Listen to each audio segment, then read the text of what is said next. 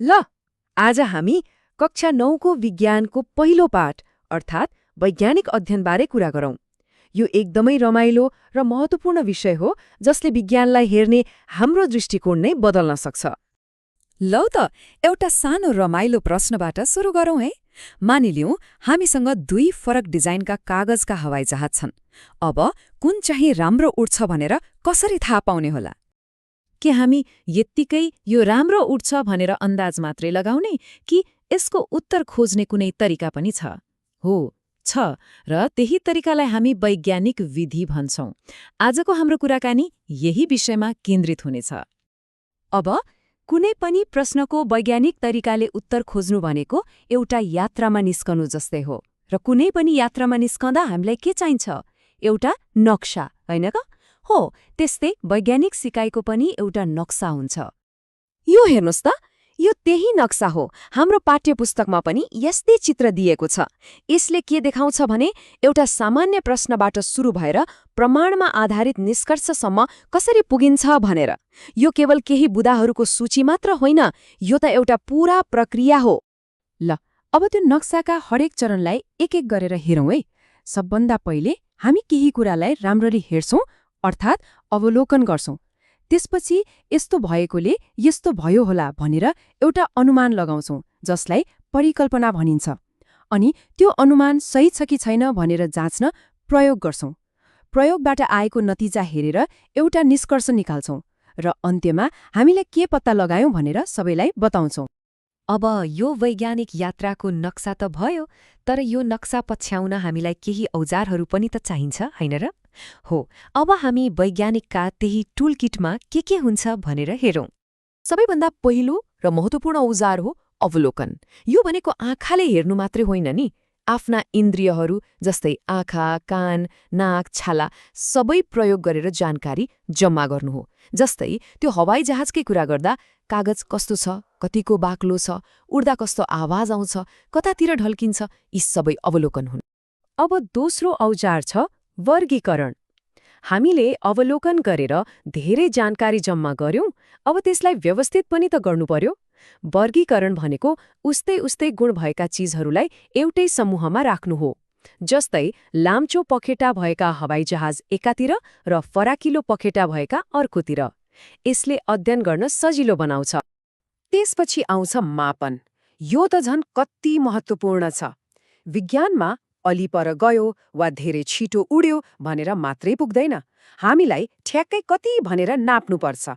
जस्तै त्यो हवाईजहाज ठ्याक्कै 5 मिटर गयो कि 5.5 मिटर? कति सेकेन्ड हावामा रह्यो? हो, यस्तो सटीक जानकारीले नै हाम्रो प्रयोगलाई बलियो बनाउँछ। याद राखौं, विज्ञानलाई अनुमान होइन, तथ्याङ्क चाहिन्छ। र यति सबै गरिसकेपछि हामी चौथो औजार प्रयोग गर्छौं, निष्कर्ष निकाल्ने।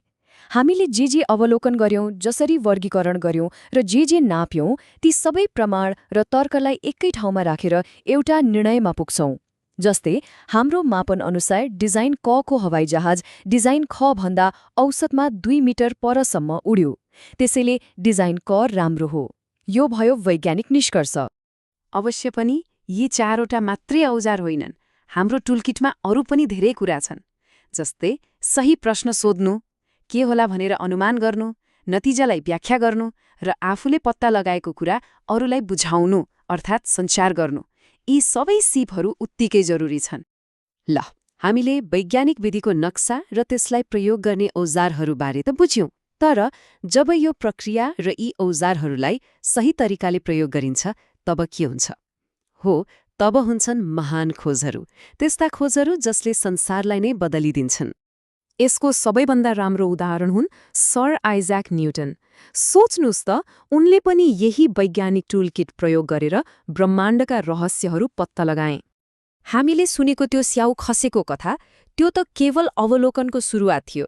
त्यसपछि उनले परिकल्पना बनाए, गणितको प्रयोग गरेर हिसाब गरे र अन्तमा गुरुत्वाकर्षणको नियम पत्ता लगाए। यो कुनै अचानक आएको विचार थिएन, यो त यही व्यवस्थित वैज्ञानिक प्रक्रियाको फल थियो। हो, यही वैज्ञानिक विधि त्यो इन्जिन हो जसले हाम्रो आजको आधुनिक संसारलाई चलाइरहेको छ। हामीले वरिपरि देख्ने लगभग हरेक प्रगति यही विधिको देन हो। यहाँ हेरौँ त, जीव विज्ञानमा खोप, भौतिक विज्ञानमा बिजुलीबाट चल्ने इन्जन, रसायन विज्ञानमा अनेक थरी औषधि। यो त केही उदाहरण मात्रै हो। यो सूची त निकै लामो छ। प्लास्टिक, सिमेन्ट, एक्सरे, अङ्ग प्रत्यारोपण। सोच्नुस् त यी सबै कुरा यही वैज्ञानिक प्रक्रियाकै कारण सम्भव भएका हुन्। जस्तै जीव विज्ञानको कुरा गर्दा यही विधिले हामीलाई जीवनको सबैभन्दा सानो तर महत्त्वपूर्ण एकाइ अर्थात् सेलबारे बुझ्न मद्दत गर्यो। अनि भौतिक विज्ञानमा यसले हामीलाई गति र बलका नियमहरू बुझायो। एउटा गुडिरहेको बस होस् वा आकाशमा घुमिरहेका ग्रहहरू सबैले तिनै नियमहरू मान्छन्। र रसायन विज्ञानले त झन् हामीलाई पदार्थको भित्री संरचनामै पुर्याइदियो। हामीले आज परमाणु, एटम भित्र के हुन्छ भनेर समेत थाहा पाएका छौं।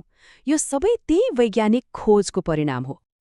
ल, हामीले न्युटनको कुरा गर्यौं, ठूला आविष्कारको कुरा गर्यौं, तर यी सबैको अर्थ के हो त? के विज्ञान भनेको ठूला वैज्ञानिकहरूले प्रयोगशालामा गर्ने काम मात्रै हो त? होइन, बिल्कुल होइन। सबैभन्दा महत्त्वपूर्ण कुरा नै यही हो। यो वैज्ञानिक टुलकिट र सोच्ने तरिका केवल प्रसिद्ध वैज्ञानिकहरूको लागि मात्र होइन, यो हामी सबैको लागि हो। जोसँग जिज्ञासा छ उसले यो औजार प्रयोग गर्न सक्छ। त्यसैले हामीले सुरुमा कुरा गरेको त्यो कागजको हवाई जहाज होस् वा हाम्रो वरिपरि रहेको कुनै पनि रहस्य, अब पालो हाम्रो हो। सोच्नुपर्ने कुरा यति हो, हाम्रो यात्रा कुन प्रश्नबाट सुरु हुन्छ?